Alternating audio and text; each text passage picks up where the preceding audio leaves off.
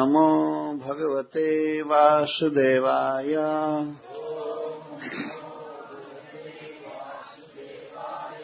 ओम नमो भगवते वासुदेवाय।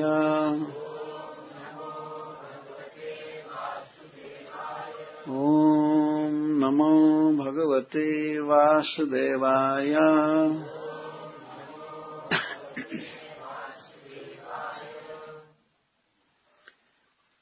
18वें अध्याय का 51 श्लोक।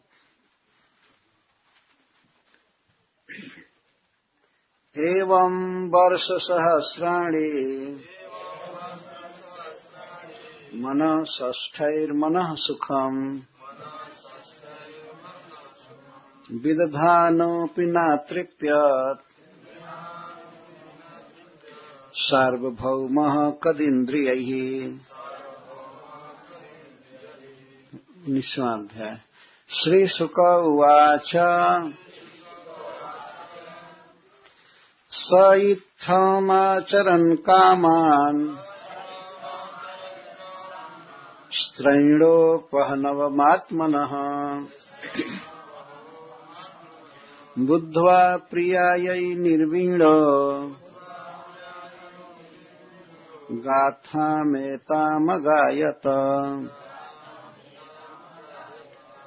शृणु भार्गव्यमुं गाथाम् मद्विधा चरितां भुवि धीरा यस्यानुशोचन्ति वने ग्रामनिवासिनः। वस्त एको वने कश्चित् विचिन्वन् प्रियमात्मनः ददर्श कूपे पतिताम् स्वकर्मवशगामजाम्। एवं इस प्रकार वर्ष सहस्राणि 1000 वर्ष तक मनः षष्ठैः मन सहित 6 इंद्रियों द्वारा मनः सुखम झूठा सुख जो केवल मन में सुख लगता है वास्तव में दुख होता है। विदधानः भोगते हुए अपि भी न अतृप्यत तृप्त हो सके। सार्वभौमः संपूर्ण पृथ्वी के स्वामी। कद इंद्रियैः कुत्सित इंद्रियों द्वारा दूषित इंद्रियों द्वारा। तो इसके पहले महाराज जजाति के भोग वैभव का वर्णन किया गया तथा भगवान का किस प्रकार उन्होंने भजन किया बड़े बड़े यज्ञों के द्वारा, इसका वर्णन हुआ। और उनकी पत्नी देवयानी उनको मन से, वचन से, देह से और वस्तुओं से अनेक प्रकार से सेवा कर रही थी, सुख पहुंचा रही थी। महाराज जजाति सार्वभौम कहे गए। सार्वभौम का अर्थ है सर्वभूमि का पति, स्वामी। संपूर्ण पृथ्वी के मालिक थे, अतः भोगों को भोगने में, इकट्ठा करने में, प्राप्त करने में उनका अधिकार था। पृथ्वी पर जितने भी भोग हैं अनेक प्रकार से, खाने के, पीने के, देखने के, सूंघने के, चलने के, देखने के, सुनने के, अच्छे से अच्छे भोग, यहाँ तक कि स्वर्ग के भी भोग केवल पृथ्वी के नहीं, वे भोग रहे थे। सार्वभौम शब्द से सुखदेव गोस्वामी ये कह रहे हैं कि उनको किसी चीज की कमी नहीं थी। वे सम्राट थे, संपूर्ण पृथ्वी के राजा थे, अतः भोग भोगने में वे समर्थ थे। एक गरीब आदमी अगर भोग भोगना चाहे तो क्या भोग पाएगा दुनिया में? उसको मिलेगा ही नहीं भोग। लेकिन सार्वभौम जो है, सर्वभूमि का आधिपत्य किया है, अधिकारी है, तो कुछ भी पा सकता है। और इतनी कृपा हुई कि अपना बूढ़ा शरीर भी बदल करके युवक होकर के और भोग भोग रहे थे। जैसे चलो भाई, अगर 2-4 दिन भोग मिलता, 6-7 महीना, 6-7 साल, तो हो सकता है तृप्ति ना होती। तो 1000 वर्ष तक युवक रह करके सारे ब्रह्मांड का सुख भोग रहे थे। अच्छा अच्छा चीज खा रहे थे, देख रहे थे, सुन रहे थे, और अपनी पत्नी के साथ इंद्रिय सुख प्राप्त कर रहे थे। लेकिन सब कुछ करने पर भी 1000 वर्षों तक एकदम युवक, स्वस्थ, 24-25 वर्ष के लड़के जैसे रह करके भोगे, फिर भी नहीं तृप्त हुए। भोग भोगते समय कभी भी उन्हें कोई बीमारी नहीं हुई, एक दिन भी सर्दी नहीं हुई। यहां तो कोई व्यक्ति अगर भोगों को भोगे, अगर खूब ज्यादा भोगे, खा ले, अच्छा पी ले, स्त्री संग आदि करे, तो निश्चित हॉस्पिटलाइज्ड होकर रहेगा। शरीर ही बिल्कुल किसी काम का नहीं है। तो रोगों का घर है शरीर, ये रोग वो रोग। चेकअप कराने पर डॉक्टर बताते हैं कि ये रोग, और अपने आप ही लोगों को अनुभव होता है। तो ऐसे रोग से भरे हुए शरीर के द्वारा कोई भोग क्या भोगेगा? अच्छा, अगर थोड़ा शरीर स्वस्थ भी है तो भोग ही दुर्लभ है ही नहीं, मिलता नहीं है उसको। और मिला भी तो अनेक बाधा है, अनेक बाधा है, सुविधा नहीं, समय नहीं, कुछ नहीं। आदमी आज का कहता है, गुरु से कहिए कि आप भी भगवान का नाम जप कीजिए, तो कहते हैं आई हैव नो टाइम। कोई सुख में नहीं है। जब टाइम ही नहीं है तो भोग का भी टाइम नहीं है उसको, केवल मरने का भी टाइम नहीं। कुछ लोग कहते हैं हमें मरने का भी टाइम नहीं है, लेकिन वो तो जमराज जी टाइम निकाल लेंगे मरने का। ऐसा नहीं है कि नहीं मरेंगे। तो इस तरह से कोई भोग इस समय संसार में नहीं है, न ऐसा कोई समर्थ है। लेकिन जजाति महाराज पूर्ण कैपेसिटी से भोग भोगे, और पूरे 1000 वर्ष तक। तो सुखदेव जी कहते हैं कि विदधा न अपि, अपने मन सहित 6 इंद्रियों से भोग भोग रहे थे, लेकिन न अतृप्य, तृप्त नहीं हुए। क्यों? कदिंद्रिय, एक तो कुत्सित इंद्रियों से भोग भोग रहे थे। जो संसार के भोगों को इंद्रियां भोगती हैं तो वो कुत्सित हो जाते हैं, दूषित हो जाती हैं। दूषित इंद्रियां कभी तृप्त नहीं हो सकती हैं।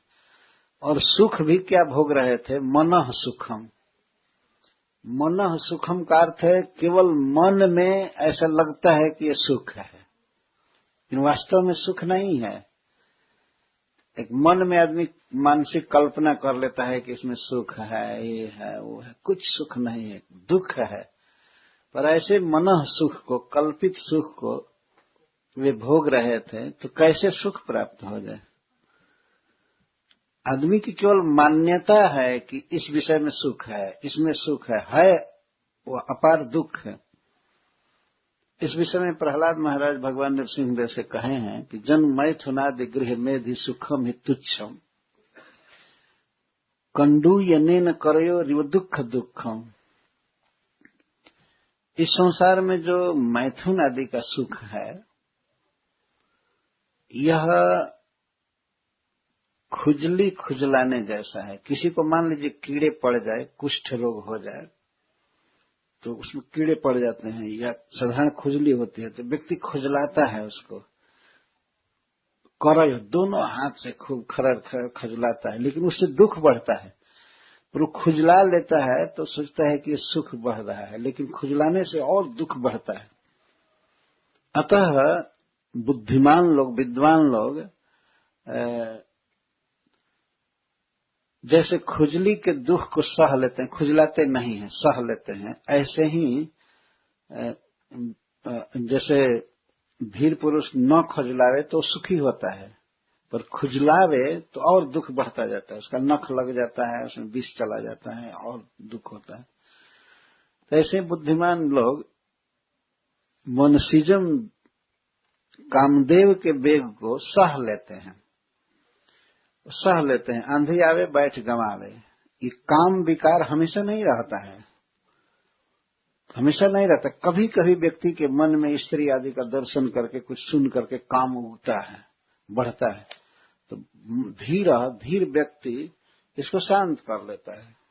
जैसे कोई समझदार व्यक्ति खुजली न खुजलावे तो वो शांत हो जाता है। हमारे यहाँ कहते खुजली खुजलावे बैकुंठ मजा पावे। खुजली खुजलाने में अच्छा लगता है, लेकिन वो उसके दुख का कारण है। और खुजलाना नहीं चाहिए, सह लेना चाहिए। तो उसी तरह से काम क्रोध आदि के वेग को विद्वान लोग सह लेते हैं। जैसे आंधी आती है तो लगता है कि अब पूरा संसार उखड़ जाएगा, लेकिन बुद्धिमान आदमी कहीं बैठ करके और गंवा देता है। बस 10 मिनट के लिए, 15 मिनट के लिए, आधे घंटे के लिए आंधी होती है, इसके बाद शांत। तो विद्वान लोग धीर जन, भगवान के जो भक्त हैं, वो काम आदि के वेग से प्रभावित नहीं होते हैं। जानते हैं ये आगमा पाइनो आया है, काम वेग चला जाएगा। फिर भगवान का नाम जपते हैं, भागवत पढ़ते हैं। हरे कृष्णा कृष्णा कृष्णा हरे हरे, हरे राम राम राम। यदि कोई चाहे कि भोग करके कामना की शांति करे तो और बढ़ता जाएगा। जब सार्वभौम सम्राट महाराज जजाति तृप्त नहीं हो सके तो कौन संसार में तृप्त हो सकता है भोग करके? और दुखी होता जाएगा, उसकी कामना बढ़ती जाएगी। तो श्रील सुखदेव गोस्वामी अगले अध्याय में कहते हैं, स इत्थम आचरण कामान स्त्रैणो अपहनवमात्मनः बुद्ध्वा प्रियायै निर्वीणो गाथा में ताम गायत। एक दिन की बात थी, महाराज जजाति के पास श्री नारद जी आए और श्री नारद जी ने महाराज अम्बरीश की कथा सुनाई। अम्बरीश महाराज उस समय राजा थे, चक्रवर्ती सम्राट थे अम्बरीश महाराज, और उनके अधीन राजा थे जजाति। अम्बरीश महाराज सूर्य वंश में जन्म लिए थे और जजाति चंद्र वंश में, और दोनों 9वीं पीढ़ी में थे। दोनों ये समकाल है। विश्वनाथ चक्रवर्ती ठाकुर ने कहा है, जैसे अम्बरीश महाराज की पीढ़ी देखी, सबसे पहले गर्भोदकशाही भगवान एक, और दूसरे श्री ब्रह्मा जी उनके नाभि से जन्म लिए, कमल से, और ब्रह्मा जी से मरीचि, मरीचि से कश्यप, और कश्यप से विवस्वान, विवस्वान से सत्यव्रत, इस समय के मनु महाराज, और इनके पुत्र हुए 10, जिसमें इक्ष्वाकु बड़े थे। तो इनके एक पुत्र हुए नभग, नभग के नाभाग, और नाभाग के राजा अम्बरीश, परम भक्त हुए भगवान के। 9वीं पीढ़ी में आते हैं, गिन करके देख लेना चाहिए। श्री भगवान 1, ब्रह्मा जी 2,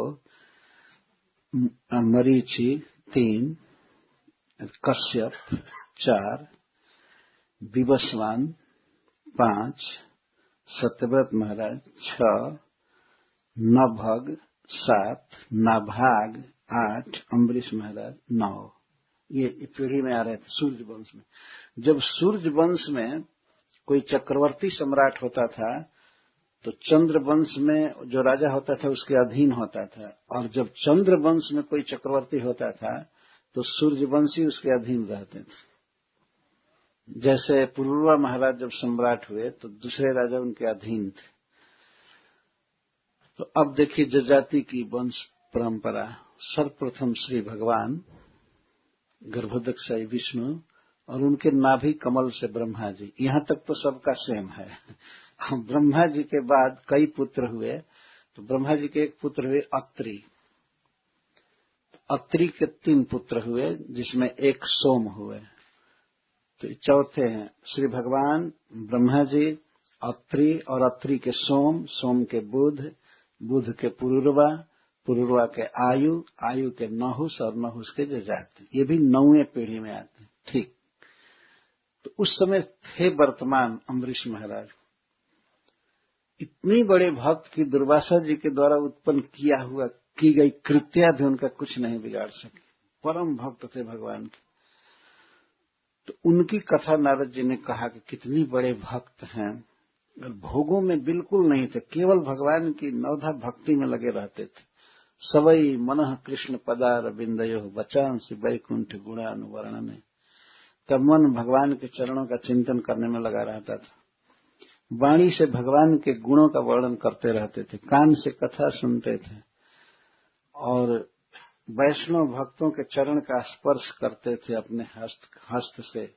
यही स्पर्श उनकी कथा, और कभी किसी स्त्री का स्पर्श करना कभी नहीं करते थे। हमेशा भगवान की भक्ति में रहते थे। भगवान के चरणों पर चढ़ाई गई तुलसी और फूल को सूंघते थे। नासिका के लिए गंध यही था, और यही कामना मन में होती थी कि कब मैं कृष्ण का, श्री भगवान का नित्य सेवक बनूंगा, उनकी सेवा में रहूंगा। और पैर को लगाए थे भगवान के धाम की यात्रा में, लगाते थे, पैर से चलते थे। इतने बड़े सम्राट थे, लेकिन धाम में कभी सवारी से नहीं चलते थे। तो इस प्रकार उनकी कथा को सुने जब जजाति महाराज, तो इनके मन में बड़ा दुख हुआ इस बात का कि वो हो, मैंने अपना जीवन नष्ट कर दिया, मैं भगवान कृष्ण की शुद्ध भक्ति नहीं कर सका। बहुत दुख लगा कि गृहस्थ जीवन में हमने इस प्रकार भोगों में रह करके अपना जीवन बर्बाद कर दिया।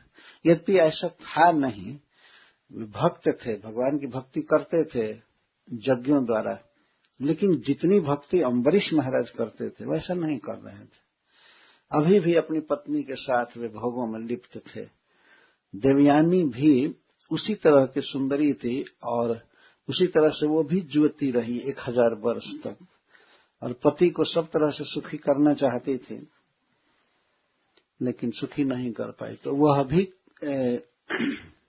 उसी प्रकार से आसक्त थी अपने पति में। ऐसे परम पतिव्रता थी, लेकिन फिर भी कुछ भी हो, भगवान की भक्ति करनी चाहिए, न कि स्त्री और पुरुष एक दूसरे के शरीर के सौंदर्य में लिपट करके और जीवन का जो लक्ष्य है उसको भूल जाए। इसके लिए स्त्री पुरुष नहीं होते हैं, वो तो होते हैं कि एक दूसरे की सहायता करके संसार में सुख से जिए और मिल करके भगवान कृष्ण की भक्ति करें, इसके लिए है। तो महाराज जजाति ये कथा जब सुने तो अपने बीते हुए जीवन के प्रति बहुत उनको दुख लगा, बहुत दुख हुआ, और अब निर्णय किए कि अब मैं ये गृहस्थ जीवन छोड़ करके, स्त्री आदि का साथ छोड़ करके वन में रहूंगा और भगवान कृष्ण का भजन करूंगा, अब दूसरा कोई कार्य नहीं करूंगा। ये निर्णय किए। तो उनके सामने एक समस्या थी कि पत्नी से क्या कहें।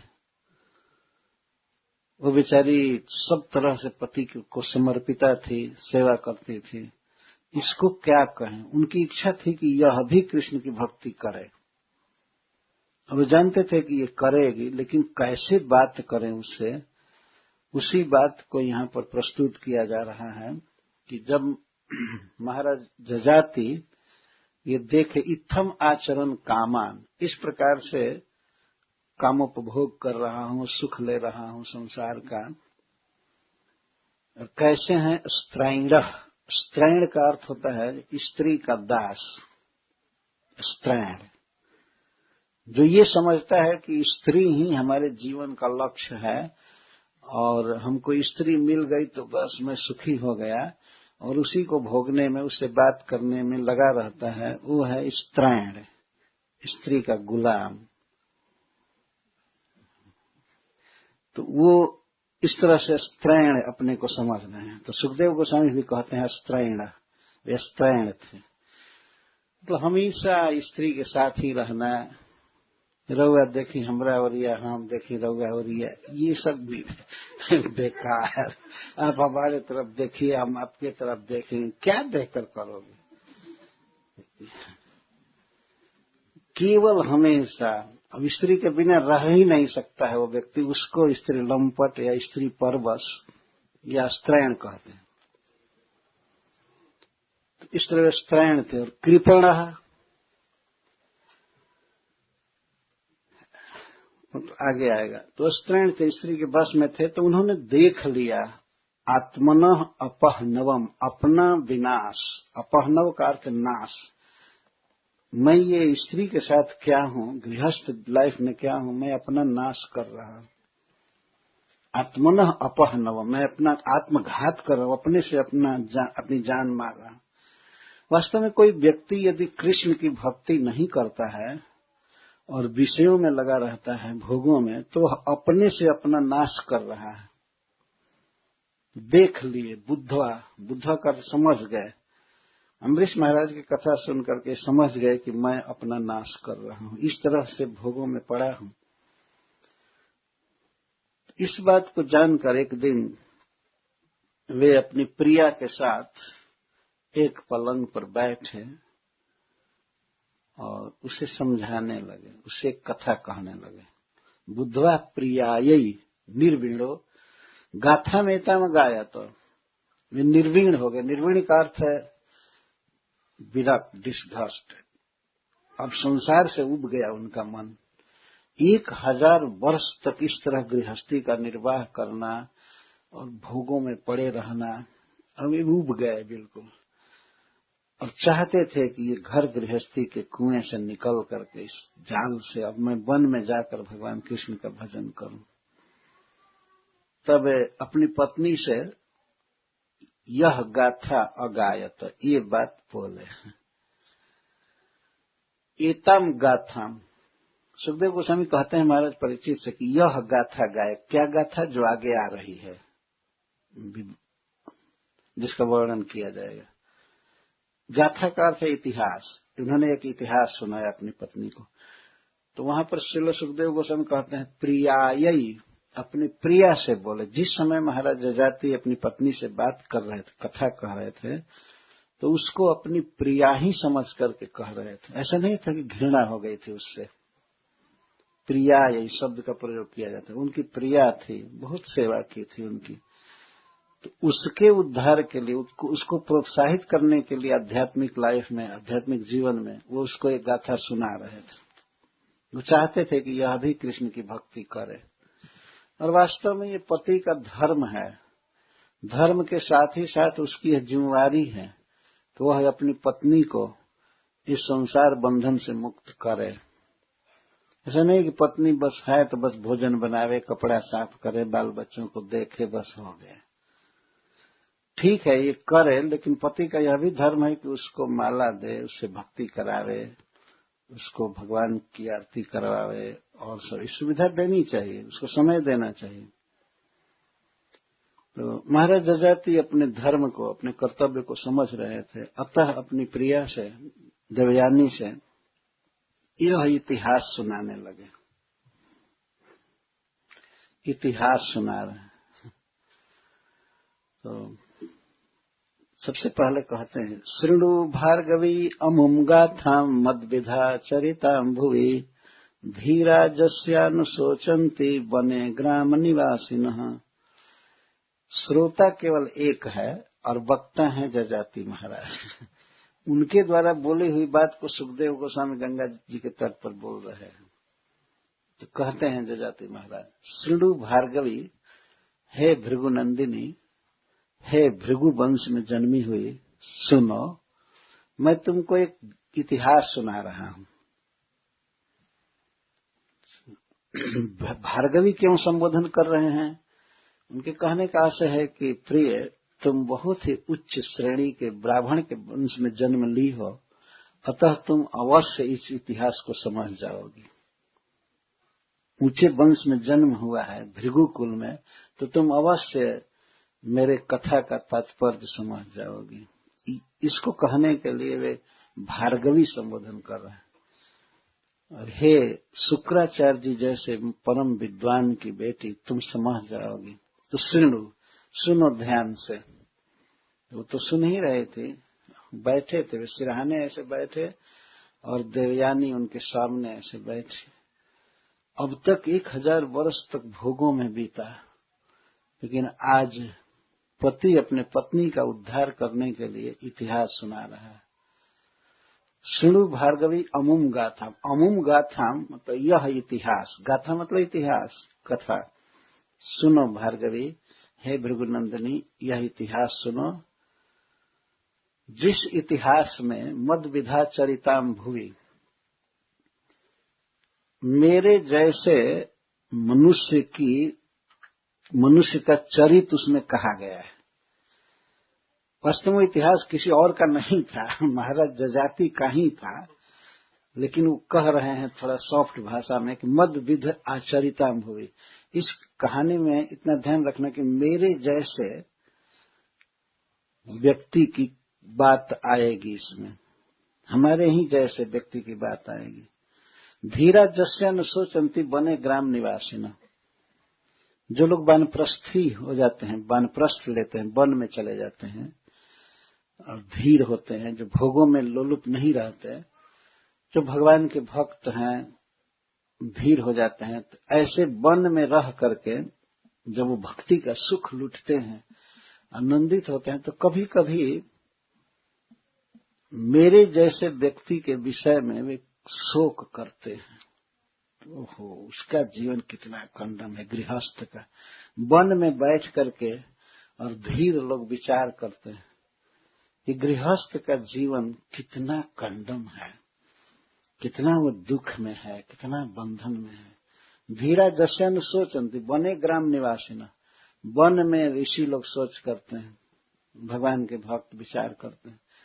किसके प्रति? ग्राम निवासिना, जो गांव में रहता है। गांव से तात्पर्य यहाँ समुदाय अर्थात शहर और गांव। जो लोग सिटी में रहते हैं, गांव में रहते हैं और गृहस्थ जीवन में है, तो गृहस्थ जीवन क्या है? ये अंधकार से भरा हुआ कुआं है जिसमें गिर गए हैं। हम लोग देखे हैं बरसात के दिन में किसी रिजेक्टेड कुआं पर घास छा जाती है। पुराना कुआं होता है, उस पर चारों ओर घास छा जाती है, और घास समझते हैं ना, फूले की क्या क्या घास। कोई पशु चरता हुआ जाता है, वो नहीं जानता है कि नीचे कुआं है और कुआं में सड़ा हुआ पानी है, उसमें सांप भी है, मच्छर हैं। वो हरी हरी घास देख करके, वहां चूंकि घास ज्यादा बड़ी होती है, तो उसको चरने के लिए अपना पैर बढ़ाता है और तब तक धड़ाम से कुआं में गिर जाता है। गृहस्थ का जीवन ऐसा है। ये बेचारा सुख की आशा से घर गृहस्थी कायम करता है, विवाह करता है, बाल बच्चा पैदा करता है, सोचता है अब सुख मिलेगा, अब सुख मिलेगा, लेकिन वो कुआं में गिर चुका, सुख क्या मिलेगा? जो पशु कुआं में गिरेगा तो हाथ पैर टूटेगा और सांप भी काट सकता है, अब सुख क्या मिलेगा उसको? तो गृहस्थ का जीवन ऐसा है। प्रहलाद महाराज कहते हैं, हित्वा आत्मपातम गृहमंध कूपम वनोम गतो जद हरिमाश्रेत। इस गृहस्थ जीवन को छोड़ करके और वृंदावन में अर्थात वन में जा करके और भगवान कृष्ण का आश्रय लिया जाए, हे पिताजी, यही सबसे अच्छी बात। प्रहलाद महाराज से हिरण्यकश्यप पूछा कि कुछ अच्छी बात बताओ, तो अपने पिता को ही कहता, पिताजी क्यों गिरे हैं आप अंधकूप में? इसको छोड़ करके कृष्ण का भजन कीजिए। इतने पर वो बहुत बिगड़ गए हिरण्यकश्यप। उसके गुरु लेकर के आए थे प्रहलाद महाराज को, तो वो पूछता है गुरु से, संड और अमर्क से, यही पढ़ाए हो स्कूल में, यही शिक्षा दिए हो? मैं समझ गया कि तुम लोग विष्णु के पक्षधर हो, वेतन हमसे ले रहे हो शिक्षक का काम करके, और विष्णु की भक्ति पढ़ा रहे हो इसको। क्यों ऐसी बात सिखाए? तो वो लोग तो थर थर कांपने लगे, नहीं सरकार, हम लोग नहीं सिखाए हैं, जन्म से ही इसकी बुद्धि है। वास्तव में तो नारद जी गर्भ में सिखा दिए थे। जब प्रहलाद महाराज गर्भ में थे तो नारद जी प्रवचन कर रहे थे उनके माता के लिए, तो वो सुन लिए प्रहलाद महाराज, उसी समय से भक्त थे। लेकिन हिरण्यकशिपु को ऐसा भ्रम हो गया कि ये डिमोनियक यूनिवर्सिटी के ये शिक्षक इसको पढ़ा रहे हैं असुर विश्वविद्यालय के शिक्षक लोग आए हैं, ये लोग पढ़ा रहे हैं। बाद में समझ गए कि इसको ये लोग नहीं सिखाए हैं, लोग कांपने लगे। लेकिन प्रहलाद महाराज सबके लिए और अपने पिता के लिए यही बता रहे हैं कि पिताजी, तत्साधु मन्ने असुरवर्ज देहिनाम सदा समुद्दुग्न धियाम असदग्रहात हित्वा आत्मपातम गृहमंधकूपम वनम गतो जद हरिमासेत। पिताजी, मैं तो इसी को सबसे अच्छा मानता हूं कि घर गृहस्थी के अंधेरे कुएं से निकल करके और वृंदावन में जा करके कृष्ण का भजन किया जाए, बस यही सबसे अच्छा है। ये प्रहलाद महाराज का विचार है। यहाँ पर जजाति महाराज यही बात कह रहे हैं कि धीरा जस्यान सोचंत बने ग्राम निवासन, वन में रह करके भगवान की भक्ति के आनंद में विभोर भक्त लोग, मुनि लोग शहर में रहने वाले के लिए शोक करते हैं कि बेचारे का जीवन कितना कन्नम है, संसारिक सुख के फेर में पड़ा हुआ है, सुख भी नहीं मिलता है, उल्टे दुख मिलता है। जैसे कुआं में गिर गया कोई पशु तो क्या सुख की आशा करेगा? इस तरह से जो घर गृहस्थी में पड़ गया विवाह आदि करके, अब सुख कहाँ उसके लिए? तो ये वन में रहने वाले सुखी वैष्णव जन सुख करते हैं उसके लिए, ये बेचारा पशु जैसा गिर गया है। धीरज जैसे न सोचते, वो कहते हैं कि उस कथा में, इस इतिहास में मेरे जैसे व्यक्ति की चर्चा है जिसके विषय में वनवासी मुनि लोग, सन्यासी लोग या वानप्रस्थी भक्तजन सोचा करते हैं। बेचारे वो भी कुछ करते नहीं है, सोचते हैं क्या करें, कभी कभी प्रीचिंग करने के लिए निकलते हैं। ये मतलब धीर लोग, ऐसे जो कुएं में गिरे हुए हैं पशु, उनको किसी तरह खींचते हैं, उठाते हैं, मलहम पट्टी करते हैं, तब बाहर आकर थोड़ा चलने लगता है। ये दशा गृहस्थों की है। जजाति महाराज ऐसे कह रहे हैं। तो इतिहास क्या है? इतिहास सुना रहे हैं। हे प्रिय, सुनो सावधानी से।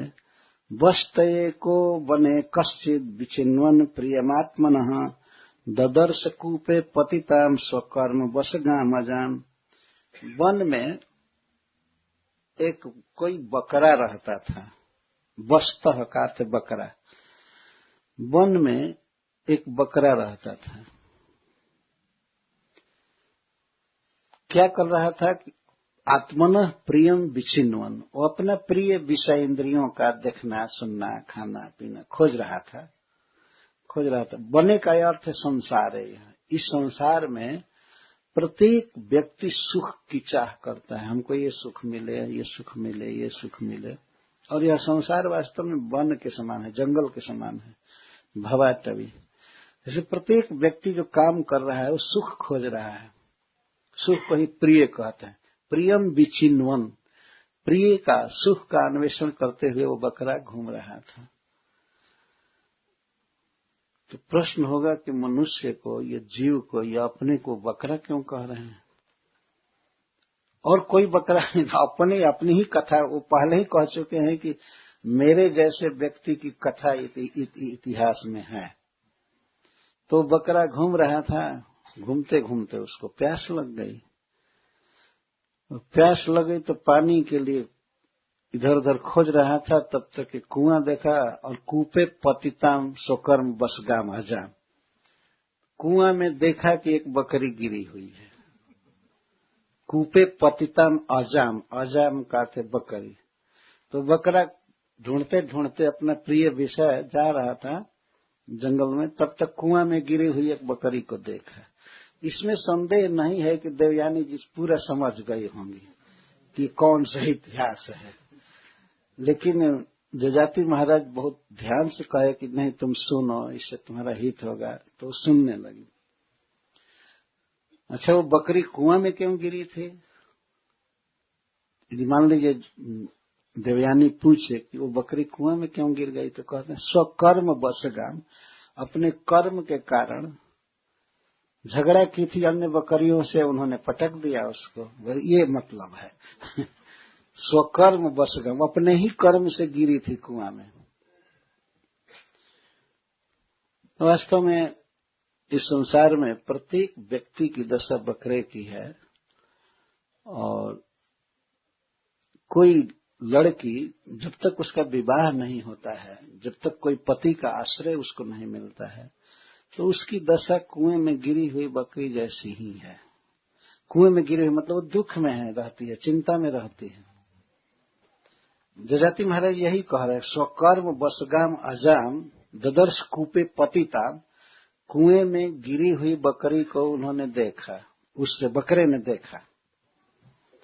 बकरी अपने कर्म के प्रवाह में पड़कर कर्म बंधन में कुएं में गिरी हुई थी। श्रील प्रभुपाद जी कहते हैं कि किसी भी लड़की के लिए पति होना आवश्यक है,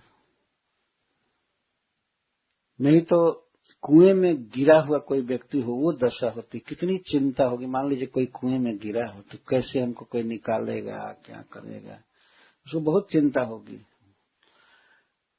अविवाहित जो जीवन है किसी लड़की के लिए, वह एक असहायता का जीवन है, जिसमें उसका कोई सहारा नहीं है, कोई आश्रय नहीं है। कुछ भी है तो पति आश्रय होता है। अवश्य यह बात सनातन धर्म के लिए ही लागू होता है, सब जगह पति इतने आश्रय वाले नहीं होते हैं। तो वो बकरी कुएं में गिरी थी अपने कर्म के कारण। यह कर्म का मतलब है अपना प्राचीन कर्म फल, लेकिन तत्काल बकरी के अर्थ में जो कह रहे हैं वो अर्थ ये है कि उस बकरी की साड़ी को कोई दूसरी बकरी पहन ली और इस पर गाली देने लगी तो अन्य बकरियां मिल करके पटक दी कुएं में, ये अर्थ है। तो तस्य उद्धरणोपायम वस्त कामी विचिंतयन, तो वह कामी, वो बकरा बड़ा कामी था, तो जब बकरी को देखा तो उसकी काम वासना उमड़ गई और तस्या उद्धरणोपायम, उसके उद्धार का उपाय सोचने लगा, कैसे बकरी को निकालें। उद्धरण उपायम विचिन्न, उद्धार, उसको कुआं से निकालने का उपाय सोचने लगा। तो ये जजाति जी कहते हैं कि कैसे उद्धार किया। विषाणाग्रेण रोधसी उद्धृत्य, अपने सिंह के अग्रभाग से वो कुएं के तट को डाउन किया, खोदा चारों तरफ, एक जगह जहां डाउन हो जाए कुआं का बैंक तट, तो वहां खड़ा होकर के और उसके निकलने का तीर्थ हम द्वार बना लिया। एक कथा के लिए बात कह रहे हैं भाई, अब बकरा थोड़े दुपट्टा रखा है कि वो डालेगा, तो इसलिए कथा के लिए कह रहे हैं कि वो अपने सिंह के अग्रभाग से कुएं का तट डाउन किया और इसके बाद उसके निकाल लिया, उसको निकलने का मार्ग बना दिया। कुएं में गिरी हुई बकरी, यह हम लोगों का वास्तव में एक कथा का आशय नहीं है। अब ये है कि जो लड़की असहाय है, अभी उसको पति नहीं मिले हैं, तो उसकी दशा कुएं में गिरी हुई बकरी के समान है।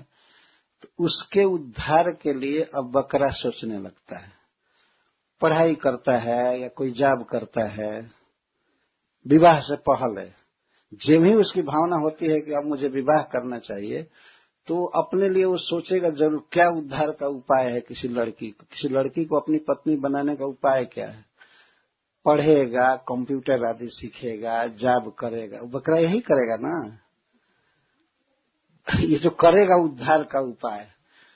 फिर घर खरीदेगा, क्योंकि बकरी बिना घर के नहीं रहेगी, ये है उपाय उसको निकालने का, अर्थात विवाह करने का ये सोचने लगता है व्यक्ति। तो विवाह की जो ही सोचता है, अगर तो उसके लिए घर चाहिए, कुछ धन चाहिए रेगुलर, है ना, धन चाहिए, घर चाहिए, और भी बहुत सी वस्तुएं चाहिए, कार चाहिए, फोन चाहिए, क्या क्या चाहिए, बहुत उस बकरे को चाहिए। और पढ़ाई करेगा, उस तरह की पढ़ाई करेगा जिससे कोई जॉब मिले उसको, चाहे किसी कंपनी में मिले, चाहे जहां भी मिले, अब तो उपाय करेगा। तो वह कामी बकरा उपाय करने लगा और अपने सींग के अग्रभाग से कुएं को खोदा, तट को, और उसको निकाल लिया। क्यों बकरा कह रहे हैं महाराज जजाति, इसका भाव बाद में बताया जाएगा। उसको निकाला, उपाय किया। क्या उपाय का मतलब है, सुखपूर्वक रहने के लिए वो सोचा कि आर्थिक विकास करना जरूरी है, भाई फाइनेंशियल स्टेटस बना रहे, घर चाहिए और अनेक वस्तुएं चाहिए, वो ये करने लगता है। इस संसार में किसी की भी यही दशा है। पढ़ाई क्यों कर रहा है कोई? इसलिए नहीं कि पढ़कर भगवान कृष्ण की भक्ति करे, संसार बंधन से छूट जाए। संसार बंधन में जितना आराम से फंस जाए इसके लिए पढ़ रहा है ना। किसी का उद्देश्य क्या है वास्तव में? पढ़ाई कर रहा है, 10 बरस 8 बरस पढ़ता रहता है, किस लिए पढ़ रहा है? इसी के लिए पढ़ रहा है कि पैसा कमाएंगे। पैसा क्यों कमाता है?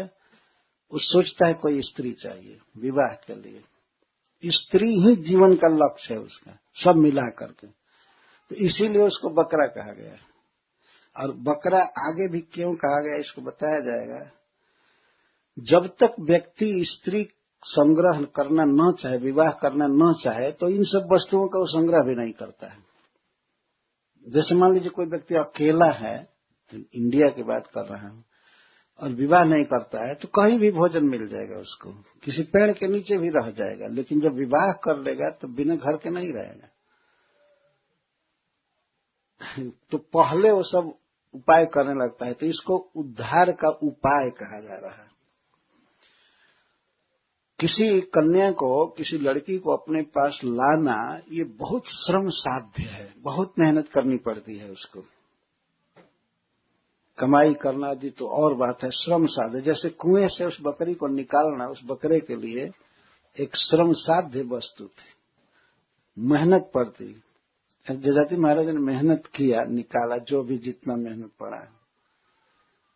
तो इस तरह से मनुष्य अपने इस जीवन में फंसते जा रहा है। कभी निकलने का उपाय नहीं किया। निकलने का उपाय बहुत आसान है, केवल बटन दबाने की जरूरत है, लिफ्ट वहां से लगा हुआ है। बस हरे कृष्णा कृष्णा कृष्णा हरे हरे, हरे राम राम राम। भगवान का नाम लेने से पार हो जाएगा व्यक्ति। लेकिन कोई सोचता नहीं है, केवल फंसने की सोचता है, जितना अच्छा से फंस जाए। अच्छा, उधर क्या हुआ? सो तीर्ज कुपत सुश्रोणी तमेव चक में किला। जब वह बकरी निकली कुआं से, वो तो बकरी कोई और नहीं थी, देवयानी जी थी। तो जब बकरी कुआं से निकली तो वह तमेव चक में उसी बकरे की अभिलाषा की, और उसने बहुत प्रस्ताव रखा कि तुम हमको अपनी पत्नी बना लो। ये कहते बकरा नहीं चाहता था, लेकिन वो निहोरा करने लगे, विनय करने लगे, तो किस तरह से स्वीकार कर किया। लेकिन ये बकरा भी कामी था। वो देखा सुश्रोणी, वो बहुत सुंदरी है बकरी। बकरा ध्यान से देखा तो बहुत सुंदर थी। इसके साथ साथ डिग्री भी ली थी, पढ़ाई की थी, मतलब ऊंचे कुल की थी, सब तरह से ये अर्थ। बकरी बहुत सुंदरी थी। सुश्रोणी, श्रोणी का अर्थ होता है नितंब, कमर। उसकी कमर बहुत सुंदर थी। इसका मतलब है कि वो सब तरह से बहुत सुंदर थी। जजाति महाराज कहते हैं वो बकरी बहुत सुंदर थी। और जब कुएं से निकली तो तम एवं उसको ही वरण की, उसी बकरे को पसंद की कि आप हमको पत्नी बना लो, ये करो। तो तया वृत्तम, उस बकरी ने उसी का वर्ण किया। और उन दोनों में विवाह हो गया, बकरा बकरी में दोनों में विवाह हो गया, वे सुख से रहने लगे। तो जब उस बकरी को देखा अन्य बकरियों ने, शर्मिष्ठा आदि ने, कहने का मतलब ये कि वो बकरी कितना सुखी है और इस बकरे के साथ रह रही है, तो उन लोगों की भी कामना हुई कि हम भी इसकी पत्नी बनेंगे। अन्य बकरियों को इच्छा हुई। बहुवजह कांत कामिनी, बहुत सी बकरियां कांत कामिनी, जो कांत की कामनी थी, अर्थात अपना पति चाहती थी, कई बकरियां, तो वे लोग भी उसी को पति मान रही थी जिसको कुआं में गिरी हुई बकरी पति मानी थी। इतना खोल करके बोल रहे हैं तो वो तो समझ ही रही हैं, लेकिन देवयानी जी इतनी पढ़ी लिखी थी कि उन्होंने ये नहीं माना कि हम पर आक्षेप किया जा रहा है। वास्तव में समग्र मानवों की यही दशा है जो हमारे पति कह रहे हैं। ऐसा नहीं माने कि आप हमको बकरी बना रहे हैं, अपने को बकरा बना रहे हैं, ऐसा क्यों बोल रहे हैं। इतने थर्ड क्लास की ब्रेन वाली वो नहीं थी। पहले ही कहा गया कि भार्गवी थी, भृगु नंदिनी थी, वो किसी बात को समझ रही थी। तो बहुत सी बकरियां उस कुएं से निकली हुई बकरी का सौभाग्य देख करके और कामना करने लगी उस बकरी की, उस बकरे की, क्योंकि वो बकरा पीवानम का अर्थ बड़ा मोटा था, मतलब हिष्ट पुष्ट बकरा था। राजा था ना राजा था, खूब खाया पिया था, तो पीवानम एक गुण था, इसीलिए उसको सब बकरियां पसंद की। उन बकरियों में हेड जो थी उसका नाम था शर्मिष्ठा। कहने का मतलब ये है, ये समझ रही होगी देवयानी जी सब। ऐसा होता है, कोई व्यक्ति अगर इस संसार में बहुत सफल होता है, बहुत पढ़ा लिखा, धनी, सफल, मिनिस्टर आदि, तो कई स्त्रियों को कामना होती है कि ये हमारे पति बने, हमारे पति बने, और वो कई पत्नियां रख लेता है। इस संसार का स्वरूप देखा गया है। तो यह मनुष्यों का वर्णन हो रहा है, न कि किसी बकरा का वर्णन हो रहा है। तो जब उसको देखा कि ये सबसे श्रेष्ठ सुंदरी और महान बकरी वर्ण कर ली, तो अन्य बकरियां भी उसी को वर्ण की, क्योंकि पीवानम, वो बहुत हिष्ट पुष्ट था, मोटा तगड़ा था, समश्रुलम, और उसकी दाढ़ी थी, उसकी मूछ थी, इसका मतलब कि वह युवक था, यह अर्थ है समश्रुलम। उसकी दाढ़ी बहुत लंबी थी तो बकरा कह दिए तो अब उसको समश्रुलम कहना। समश्रु का अर्थ होता है दाढ़ी मूछ, तो दाढ़ी मूछ वाला था, इसका मतलब कि युवक था, और बकरा बहुत युवक था, और प्रेष्ठम, बहुत प्रिय, बहुत सुंदर था, युवक था और बहुत सुंदर था और मोटा तगड़ा था, और मिढवांसम, और बच्चा उत्पन्न करने में बहुत तेज था, बीज संचार करने में बहुत तेज था, और याभ कोविदम, याभ का अर्थ होता है मैथुन कला को बहुत अच्छा से जानता था, स्त्री संग करना जानता था वो। इसलिए अन्य कई बकरियों ने उसकी ही इच्छा किया, उसको पति बनाना चाहा।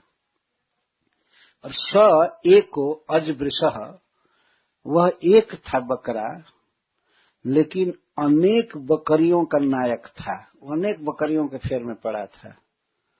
ऐसे जजाति महाराज शर्मिष्ठा के अलावा अन्य किसी का संग नहीं किए, लेकिन एक कथा सौंदर्य के लिए अब कह रहे हैं कि वो बकरा अजवृषः, वो बकरियों का नायक था, अर्थात एक को था लेकिन अनेक बकरियों को रखा था।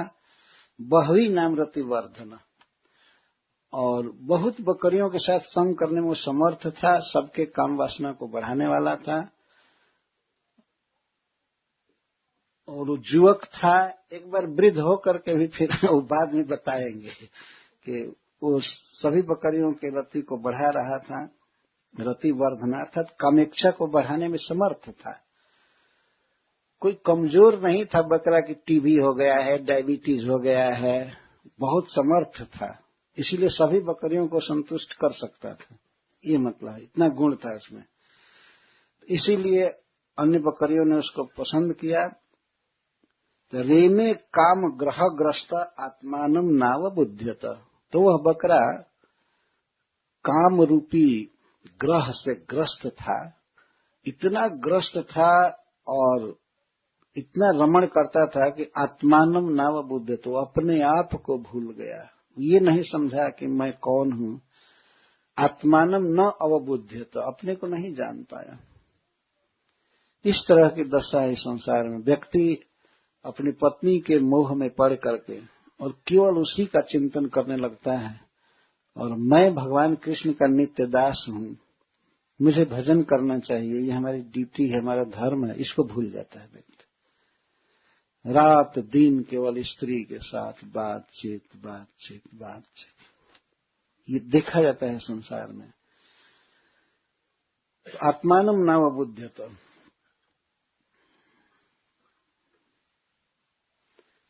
संभोग सुख से आकृष्ट होकर के व्यक्ति चाहता है स्त्री को इस सुख के लिए, और ये सोचता है कि जी भर करके भोग भोगूंगा, उसमें सुखी हो जाऊंगा, तृप्त हो जाऊंगा। लेकिन कुछ भी करे, धन जुटा करके विवाह करके वो सुख भोगना चाहता है, लेकिन अंततः अतृप्त रह जाता है, तृप्त नहीं हो पाता। और बकरा क्यों कहा गया है इसको?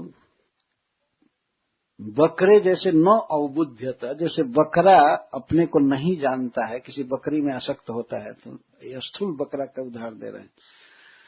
आपने देखा, पता नहीं इधर बकरे होते हैं कि नहीं हैं? होते हैं ना? तो देखे होंगे, तो किसी बकरा को अगर बूचर के यहां ले जाया जाता, बूचर ले जाता है कसाई काटने के लिए, बकरा बेचने के लिए मांस, तो बकरे को ले जाता है, और अगर साथ में कोई बकरी भी हो और वध स्थल पर जहां हत्या करनी है वहां पर पहुंचते हैं, तो वह मूर्ख बकरा ये नहीं जानता है कि अभी मेरे गर्दन पर छुरी चलने वाली है। अगर बकरी मिलेगी तो उसका संग उस समय करने लगेगा। मरते दम तक इस तरह से मनुष्य स्त्री संग करना चाहता है, अपने को नहीं जानता है। वो सोचता है यही सुख है, ये सुख है, वो सुख है। आत्मानम नावबुध्यते, वास्तव में जो जीव है वो आत्मा है, भगवान का नित्य दास है। वो इस प्रकार के व्यवहार से, इंद्रिय तर्पण से सुखी नहीं हो सकता है, कभी नहीं होगा। पर उस तरह का ये बेवकूफ है जिस तरह से बकरा, ये देखा, हम लोगों ने देखा है अपने आंख से, बकरा खड़ा किया गया है और उसके सामने दूसरे बकरे को कसाई काट देता है, बूचर काट देता है, और ये नहीं समझता है, कुछ नहीं जानता है कि मरना जीना क्या है। और कोई घास डाल दे उस समय खाने लगता है, बकरी मिल जाए तुरंत संग करने लगता है। इसीलिए इसको बकरा कहा गया। जजाति महाराज इसी कारण से बकरा कह रहे हैं। और वो बकरा हो सकता है कि डच भी बोलता हो, इंग्लिश बोलता हो, या संस्कृत बोलता हो, चाहे इंडियन बकरा हो, चाहे हॉलैंड का बकरा हो, या इंग्लैंड का बकरा हो। ये सारे मनुष्य स्त्री के फेर में पड़े हुए हैं, ये सब बकरे हैं वास्तव में। नहीं तो अपनी पत्नी से क्यों इस बात को कहेंगे? और मरने दम तक, जैसे आप लोग देखे होंगे ओल्ड हाउस है, मरते दम तक यही सब कार्य करते रहते हैं। हमने पूछा एक भक्त से, अपने गुरु भाई से, कि अमेरिका में बूढ़े लोग क्या करते हैं, तो वो कहते दे वॉच टीवी, पूरा दिन भर टीवी देखते रहते हैं बूढ़े लोग। बूढ़ों का यही काम है, जिस ओल्ड हाउस में है टीवी ऑन रहता है, देखते रहते हैं। क्या जरूरत है देखने की? अरे महामंत्र जपना चाहिए, हरे कृष्णा कृष्णा कृष्णा हरे हरे, हरे राम राम राम हरे। तो उन्होंने कहा कि वे टीवी वॉचिंग करते हैं, टीवी देखते रहते, कोई ज्ञान नहीं। इसको कहते हैं आत्मानम न अवबुध्यते। जीव को अपना ज्ञान नहीं है कि हम कौन हैं और हमारा क्या कर्तव्य है। उस कर्तव्य को करना चाहिए। भूले हुए हैं माया में। तो उस बकरे के समान जो अपने को बिल्कुल नहीं जानता है और अपने सामने मंडराती हुई मृत्यु को भी नहीं समझ पाता, यही दशा मनुष्यों की है। पढ़ते हैं अखबार में इतने लोग मर गए, इधर ऐसे मर गए, वो मर गए, रोज अपने सामने पढ़ते हैं, टीवी में देखते हैं, कभी कभी आंख से भी देखते हैं कि व्यक्ति मर गया, चला गया, लेकिन हम सोचते हैं कि हम नहीं मरेंगे। यही है बकरा, इतना डल माइंडेड। बकरे को बंगाल में बोका कहते, हम लोग भी बोका कहते। बोका मतलब बेवकूफ, या बो करोती इति बोका, जो हमेशा बो करे उसको बोका। तो बकरा के दो पहचान है। एक तो अज्ञ है, मृत्यु आदि को नहीं देख पाता है।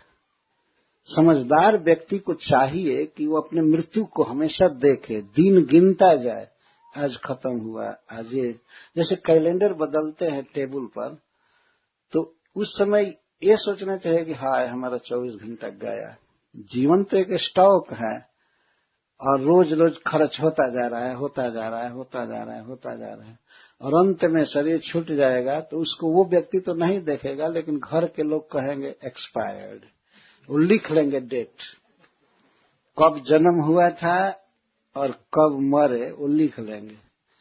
लेकिन ये व्यक्ति अपने आप इतना भोगों में आसक्त रहता है, ऐसे खाएं, ये पिए, इधर टेलीविजन देखे, वो करे, स्त्री संग करे, भूला हुआ है, मृत्यु तक को भूला हुआ है। और दूसरा, इसलिए उसको बकरा कहा जा रहा है कि बकरा एक ऐसा पशु है जो बकरी की बहुत चापलूसी करता है, उसको मनाता रहता है, आगे से पीछे से ऐसे वैसे, थोड़े से सुख के लिए उसकी खुशामद करता है ना। देखे भले वो डच बोल रहा हो या इंग्लिश बोल रहा हो, लेकिन सब जगह है आदमी स्त्री को प्रसन्न करने के फेर में पड़ा है। मनुष्यों की दशा है, इसीलिए उसको बकरा कहा जा रहा है। और स्वयं जजाति महाराज अपने को ही कह रहे हैं और देवयानी को बकरी बना रहे हैं। तो इस प्रकार हम आगे कहते हैं कि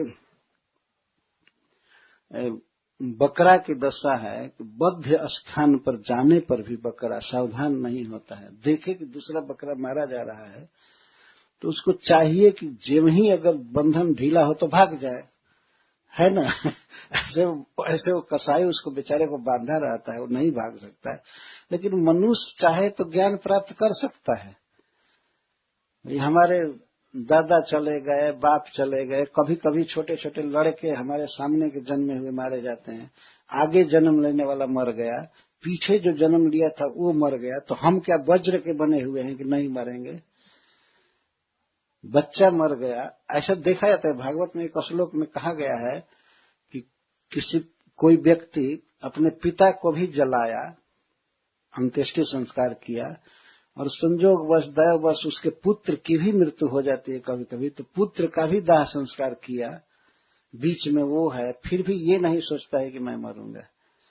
पहले जन्म लेने वाला मर गया, बाद में जन्म लेने वाला भी मर गया, और बीच में यह मूर्ख कुछ भी नहीं विचार करता, और जीवित रह करके केवल स्त्री की चपलूसी करना, मनाना, ये करना, वो करना, उसी के लिए सामान लाना, ये खरीद करके, वो खरीद करके, जैसे तैसे सोचता है बस ये खुश रहे और ये खुश रहेगी तो हमारा परम पुरुषार्थ सिद्ध हो गए।